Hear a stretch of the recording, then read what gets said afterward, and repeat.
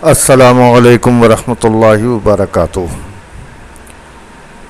जानना चाहिए दुनिया के इलाज की एक मुसल्लमा हकीकत है कि जब तक मर्ज़ की तशख़ीस न हो किसी भी मर्ज़ का इलाज मुमकिन नहीं।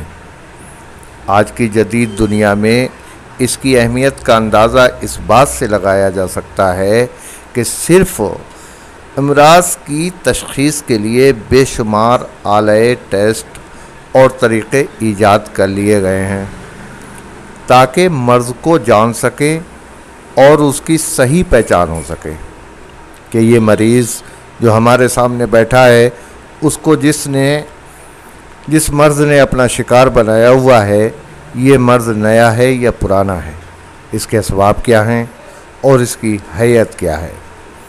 यही वजह कि इल्म तिब में वही मुआलिज कामयाब होता है जो किसी भी तरह और ज़रिए से इल्मुल अमराज़ में वाक़फ़ियत कामिला तक पहुँचे।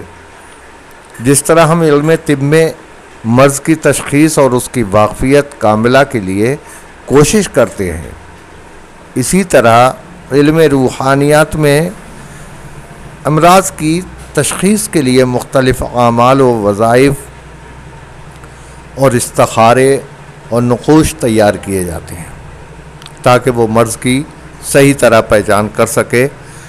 अलबत्ता ये ख्याल रहे कि अमराज़ की तशख़ीस के लिए हज़ारों तरह के आले ईजाद हुए हों या रूहानी तरीक़े ईजाद हुए हों, इन सब में ख़ता मुमकिन है, गलती हो सकती है। कोई भी तरीक़ा अल्लाह तबारक व तआला की तरफ से आई वही की तरह 100% दुरुस्त नहीं होता और न कोई आमिल हकीम डॉक्टर इसका अक़लन नक़लन दावा कर सकता है। रसूल पाक सल्लल्लाहु ताला अलैहि वसल्लम का इरशाद है, अल्लाह ताला ने बीमारी उतारी, फिर उसके लिए दवा भी उतारी और दवा में शिफा उतारी। जिसने इन चीज़ों को जान लिया उसने जान लिया और जो नहीं जाना वो नहीं जाना। एक हदीस में हुज़ूर नबी पाक सल्लल्लाहु अलैहि वसल्लम ने फरमाया, लिकुल्लि दाइन दवाउन फ़इज़ा उसीब दवाउन। हर मर्ज़ के लिए दवा है जबकि दुरुस्त दवा हो, यानी ठीक तरीके से उसका इलाज किया जाए। अक़ीदा ये रखना चाहिए कि जुमला तावीज़ात व वज़ाइफ़ व आमाल व तिलस्मात व अद्वियात ख़ुद से अपने अंदर कोई असर नहीं रखते। उनके अंदर जो भी असरात नुमाया होते हैं वो मर्ज़ी मौला के तहत होते हैं।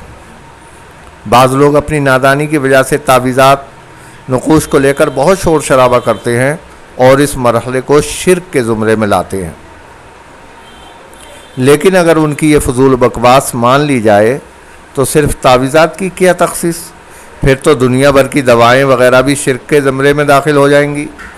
क्योंकि हमने अक़ीदे के तौर पर पहले ही बता दिया, कोई भी शय मुअस्सर बिज़ात नहीं है, फिर दुआ जो भी असर करती है वो रब ताला की अता से ही करती है।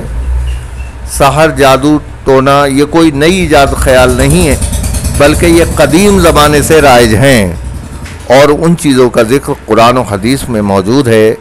और ये जादू टोना यहूदी अहबार में काफ़ी मशहूर और उरूज पर था कि ये चीज़ वाक़अतन मौजूद है। हदीस पाक के ज़रिए हम आपको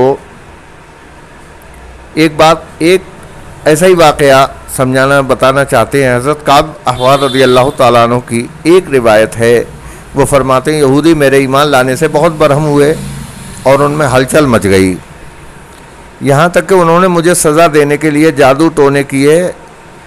अगर मेरे एक अज़ीमत याद ना होती तो ज़रूर वो मुझे गधा बना देते।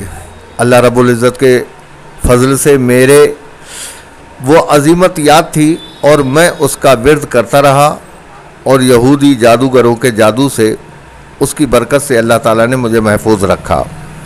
इस रिवायत से पता चलता है कि जादू में इतनी क़ुव्वत भी होती है कि किसी इंसान को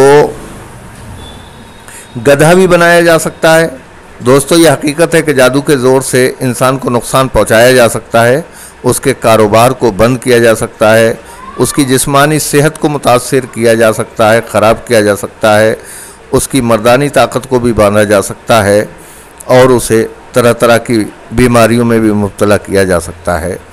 दोस्तों, ऐसी कोई बीमारी जादू टोने की या किसी भी मर्ज़ की शक्ल में